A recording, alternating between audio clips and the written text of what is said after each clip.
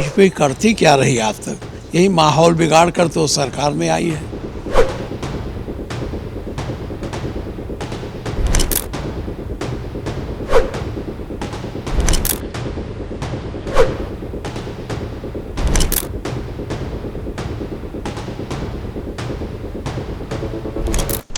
आज बरेली में समाजवादी पार्टी का एक प्रतिनिधिमंडल जाना था। बरेली की हिंसा के बाद जो गिरफ्तारियां हुई हैं उनके परिजनों से समाजवादी पार्टी के डेलीगेशन को मुलाकात करनी थी। इस डेलीगेशन की जो अगुवाई है वो नेता प्रतिपक्ष माता प्रसाद पांडे कर रहे थे। इसमें 5 सांसद इकरा हसन, मोहिबुल्ला नदवी, इनके अलावा नीरज मौर्य और इकरा हसन के साथ ही उनके पड़ोसी जनपद मुजफ्फरनगर के सांसद हरेंद्र मलिक भी शामिल थे, जिसमें जियाउर रहमान बर्क भी थे संभल के सांसद। कुल 5 सांसद और नेता प्रतिपक्ष की अगुवाई में 14 सदस्यीय ये कमेटी आज बरेली जाती, लेकिन इन्हें नज़रबंद किया गया है। लखनऊ में हमारे साथ बातचीत करने के लिए मौजूद है माता प्रसाद पांडे जी। सर, आज बरेली जाना था आपको, आपकी अगुवाई में 14 सदस्यीय कमेटी जाती और आप लोग रिपोर्ट देते अखिलेश यादव को कि ये पूरा घटनाक्रम क्या रहा, किस वजह से ये घटना हुई, लेकिन आपको रोक दिया गया। क्या कहना चाहें? देखिए, सरकार रोककर विपक्ष की बातों को दबाना चाहती है। वहाँ एक आते हैं कि उपद्रव हुआ है, हम उपद्रवियों के खिलाफ कार्रवाई कर रहे हैं। हम इसकी जानकारी करने जा रहे थे कि बड़े पैमाने पर वहाँ एक समुदाय के लोगों को फर्जी मुकदमा चलाकर जेल में डाला जा रहा है और उनकी बात को दबाया जा रहा है, उनके घर गिराने की तैयारी में है।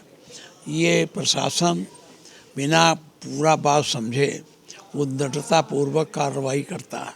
जहाँ कहीं देखो बुलडोजर चला के घर गिरा दो, मुकदमा चले और मुकदमा अगर ख़त्म हो गया और निर्दोष छूट गया तो उसका घर देगी सरकार। इस तरह से कार्रवाई वहाँ कर रहे थे। अच्छा, आपको ऐसा क्यों लगता है, समाजवादी पार्टी को ऐसा क्यों लगता है कि इसमें जो आप लोग कह रहे हैं कि निर्दोषों पर मुकदमा हो रहा है, एक वर्ग को खास तौर पर मुसलमानों को टारगेट किया जा रहा है, ऐसा क्यों लगता है? इसलिए लगता है वैसा हो रहा है, इसलिए लगता है। हाँ, वैसा कर रहे हैं इसलिए लगता है। सरकार का तो ये कहना था कि तौकीर रजा इसके पहले भी कई इस तरह के सांप्रदायिक घटनाओं में शामिल रहे हैं, उनके आह्वान पर हजारों लोग इकट्ठा हुए और एक ज्ञापन देने के बहाने शक्ति प्रदर्शन और प्रदेश की कानून व्यवस्था को बिगाड़ने का प्लान था। अब ये वहाँ जाते तो सब पता चल जाता ना। अब यहाँ जाने नहीं दिए, वो प्रशासन की बातें आ पा रही हैं, उनकी बात तो आ नहीं पा रही है। कोई उनके तरफ से तो बोलने वाला है नहीं। हम लोग जाते तो सत्यता का तो जानकारी हुई होगी आप लोगों को, सत्यता का पता लगाते। मेरी वहाँ के प्रशासन से अपील है कि अब इस घटना को और बड़ा बनाने की कोशिश न करें, निर्दोषों को जेल न भेजें, सही ढंग से वहाँ शांति स्थापित जो हुई है उसको बरकरार रखने के लिए लोगों में सद्भाव पैदा करने की कोशिश करें और लोगों के खिलाफ ज़बरदस्ती उत्पीड़न की कार्रवाई न करें। बीजेपी ये कह रही है कि बड़ी मुश्किल से वहाँ शांति कायम हुई है, आप लोग जाएंगे तो माहौल बिगड़ जाएगा। ये हम पूछते हैं बीजेपी करती क्या रही आज तक? यही माहौल बिगाड़ कर तो सरकार में आई है। कौन बड़े भारी कार्यकलाप से आई है?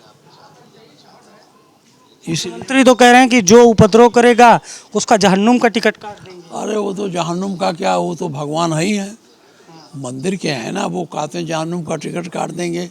वो मुख्यमंत्री कुछ भी कर सकते हैं, पुलिस प्रशासन उनके साथ में है। जब पुलिस प्रशासन साथ नहीं रहता है तब पता चलता है कौन जहन्नुम का टिकट काटता है। अच्छा, आप इतनी बार से विधायक हैं, नेता विरोधी दल हैं, इसके पहले आप विधानसभा अध्यक्ष रहे, इतने सीनियर नेता हैं आप। ये पिछले कुछ समय से जो देखा जा रहा है कि आप लोगों को रोका गया है, कई बार रोका गया है, क्या पहले भी इस तरह से होता था? पहले इस तरह से ज़्यादा नहीं होता था, ऐसा कभी नहीं होता था। ये कि कोई कहीं जाए उसको रोक दीजिए, रिक्वेस्ट कर लेते थे, पुलिस नहीं लगाते थे कि आप जाएंगे तो माहौल बिगड़ जाएगा, थोड़ा आप रुक जाइए, और रुक जाते लोग, बाहर जाते। आपकी नोकझोंक भी हुई पुलिस से? अभी तो देख ही रहे हो, बैठने नहीं दे रहे थे, गाड़ी में खींच रहे थे हमको। हाँ, तो पुलिस, देखिए ये पुलिस प्रशासन इस समय एकदम कानून व्यवस्था से परे जाके काम करता।